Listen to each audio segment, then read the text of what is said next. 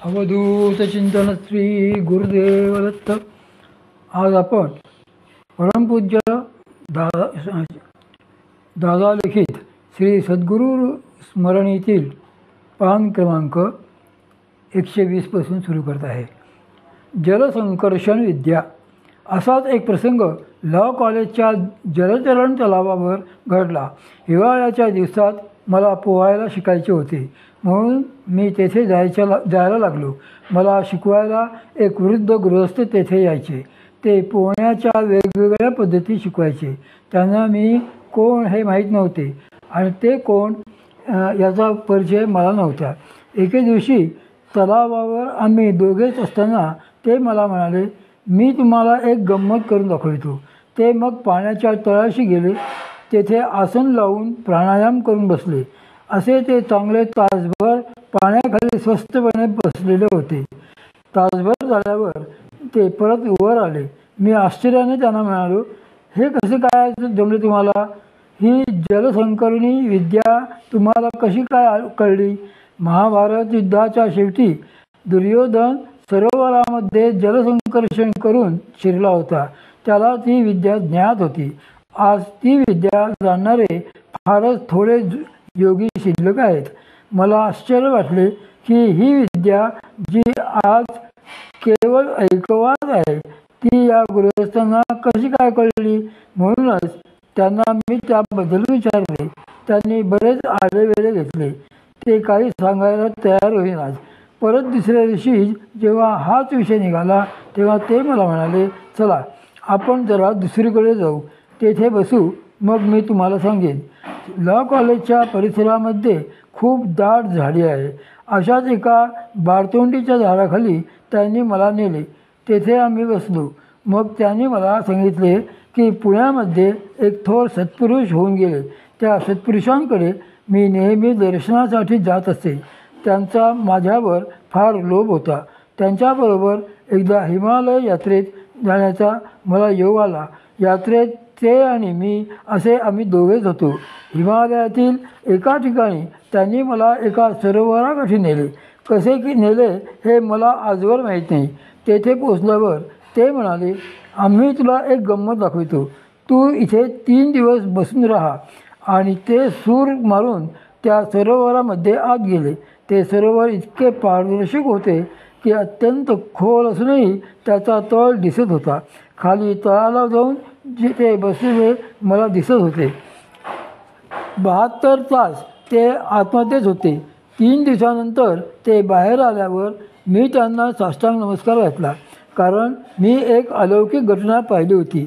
मग मी त्यांना हात जोडून विनवले की महाराज, हे काय आहे ते कृपा करून मलाही शिकवावे. त्या सत्पुरुषांनी मला सांगितले की याला जलसंकर्षणी विद्या म्हणतात. आम्ही शिकवू तुला. मात्र तू या जन्मात जन्मभर जरी प्रयास केलास तरी तुला तास 2 तासाच्या वर हे जमणार नाही. आणि त्यांनी मग मला हे सारे शिकविले. ही हकीकत ऐकून मी त्यांना अतिशय आश्चर्याने आणि कुतूहलाने विचारले की ते सत्पुरुष कोण होते. यावर ते म्हणाले, त्यांचे नाव मामासाहेब देशपांडे. ते तसे प्रसिद्धी परांगमुख होते. अप्रसिद्ध होते. कोणाला फारसे माहीत नव्हते. आता अवाक होण्याची पाळी माझी होती. त्या वृद्ध गृहस्थांना शेवटपर्यंत हे सांगायचे माझी काही हिंमत झाली नाही की मी मामांचाच अनुग्रहित आहे म्हणून. दिव्य पेवाची कथा. परमपूज्य श्री मामांपाशी अशा अनेक अद्भुत गोष्टी होत्या. त्याही अशा की त्यांचा संपूर्ण थांगपत्ता कधीही कोणाला लागणे शक्य नव्हते. एकदा त्यांनी नामधारकाला आकाशमार्गाने हिमालयात नेले. तेथे पोचल्यावर त्यांनी सांगितले की जे आत एक स्थान आहे, एक कुटी आहे, तेथे एक थोर सिद्ध महात्मे राहतात. त्यांच्या तोडीचा योगी या हिमालयात मिळणे कठीण आहे. त्यांच्या दर्शनाला आपण जाऊया.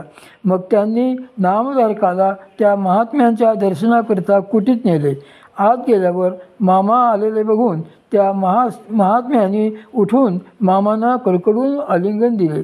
दोघांच्याही डोळ्यातून अश्रुधारा वाहत होत्या.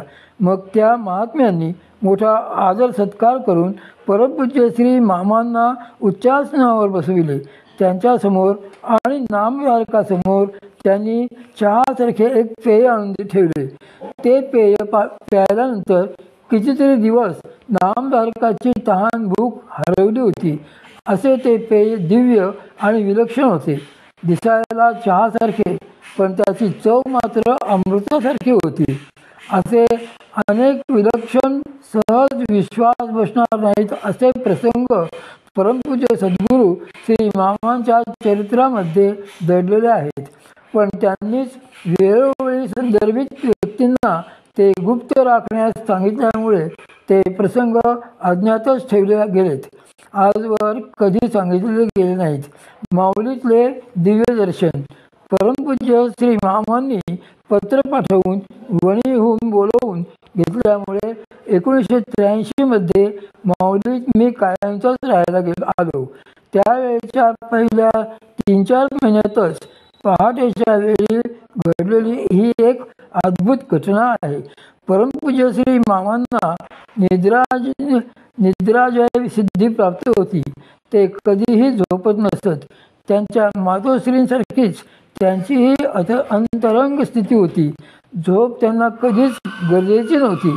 पण जर आपण जागत बसलो तर आपल्याबरोबर बाकीचे सगळे जागत बसतील म्हणून ते लोकांसाठी थोडा वेळ डोळे मिटून पडायचे.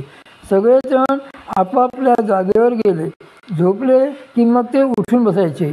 नंतर त्यांचे नामस्मरण म्हणा किंवा साधना म्हणा, जे काही असेल ते रात्रभर चालायचे. एकदा अशी गंमत झाली की पहाटे 3च्या सुमारास मला नेमकी जाग आली. बैठकीला मी नेहमी पहाटे 4लाच बसायचो, पण त्या दिवशी मात्र 3लाच जाग आली. योगायोगाने तेव्हा माऊलीत मी, परमपूज्य श्री मामा आणि आमचा नारायण पानसे यांच्या व्यतिरिक्त चौथे कोणीही नव्हते. नारायण खाली त्यांच्या खोलीत झोपलेला होता. हल्ली माऊलीत जेथे परमपूज्य श्री मामांचे सिंहासन आहे, जेथे त्यांच्या पादुका आहेत, तेथे त्या काळी परमपूज्य श्री मामांचा पलंग असायचा. वरच्या मजल्यावर मधल्या गॅलरीत माझा पलंग होता. जागा झाल्यावर मी उठून बसलो. त्याच क्षणी माझ्या लक्षात आले की सगळी माऊली एका अद्भुत दिव्य अशा प्रकाशाने, सगळीकडे प्रकाश भरलेला आहे. आकाशात एकदम कितीतरी सूर्य उगवावेत इतका तो तेजस्वी, पण तेजस्वी असूनही प्रखरता नसलेला अत्यंत आल्हाददायक आणि शीतल असा प्रकाश होता. मला क्षणभर अशी शंका आली की दुपार झाली की काय, म्हणून बघतो तर घड्याळात 3 वाजलेले होते. मला वाटले की दुपारचे 3 वाजलेत म्हणून, आणि तेवढ्यातच मला प्रणवाचा गंभीर ध्वनी ऐकायला येऊ लागला. सगळीकडे सुगंध कोंडाटून भरलेला होता. काय चालले आहे म्हणून मी एकदम खडबडून बाणावर आलो. मग माझ्या लक्षात आले की हा जो दिव्य प्रकाश दाटलेला आहे त्याचा स्रोत खाली कुठेतरी आहे. म्हणून मी गॅलरीच्या कठड्यापाशी आलो आणि खाली बघतो तर खाली माऊली नव्हतीच. माऊली हरवली होती आणि माऊलींच्या ठिकाणी एक दिव्य दरबार भरलेला दिसत होता. त्या दरबारामध्ये एक रत्नजडित असे भव्य सिंहासन होते. त्या सिंहासनावर परमपूज्य श्री मामा यतिवेशात परमपूज्य श्री टेंबेस्वामी महाराजांच्या रूपात विराजमान होते. त्यांच्या आजूबाजूला अनेक सिद्ध, महासिद्ध, संन्यासी, महात्मे उभे होते. ते त्यांनी हात जोडून स्तुती करत होते. दिव्य देवतांचे नृत्य गायन चाललेले होते.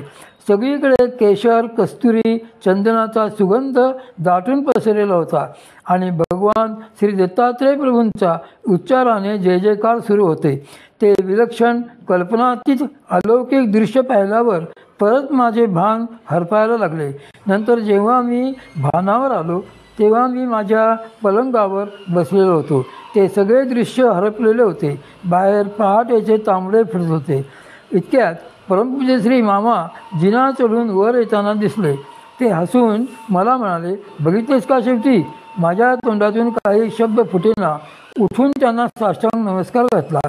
एकदम त्यांनी मला जवळ ओढले व ते म्हणाले, तेरी भी चूप मेरी भी चूप. आम्ही जिवंत असते तोवर बोलायचे नाही हे कुठे. त्यामुळे ही हकीकत नंतर परमपूज्य सौ ताईंच्या व्यतिरिक्त मी कोणालाच कधी सांगितले नाही. या ज्या सगळ्या हकीकती आज आपणासमोर भावनावेशात प्रगट केल्या त्यासाठी मी अंतःकरणपूर्वक सद्गुरू परंपरेची क्षमा याचना करतो. वास्तविक पाहता यातले काही सांगायचे आज माझ्या मनातही नव्हते, कारण अशा अनेक स्मृती गुप्तच ठेवलेल्या बऱ्या असतात. हे जाणत असूनही आज माझ्या तोंडून काही गोष्टी सद्गुरू प्रेमावेशात निघून गेल्या. म्हणूनच श्री सद्गुरूंपाशी वारंवार या अपराधाबद्दल क्षमा याचना करीत आहे. या पुण्यकालाच्या निमित्ताने सद्गुरूंच्या अलौकिकत्याचे थोडे स्मरण आपण केले. वास्तविक पाहता हेच स्मरण जर अखंड झाले तर ते पुण्यस्मरण होईल. असे पुण्यस्मरण हृदयात अखंड झाले तर माऊली सांगतात तसे विपाये जरी आठवला चित्ता तरी दे आपुली योग्यता. हे फळ उत्तम अधिकाऱ्यांना मिळेल, पण आपल्यासारख्या सामान्यांनी हे असोतया ते प्रशंसिता लाभार्थी या उक्तीनुसार अशा महात्म्यांची प्रशंसा जरी केली, स्तुती जरी केली तरी लाभ आधी म्हणजे लाभ आहे. तो लाभ कशाचा तर नित्य सुखाचा आणि नित्य मंगलाचा.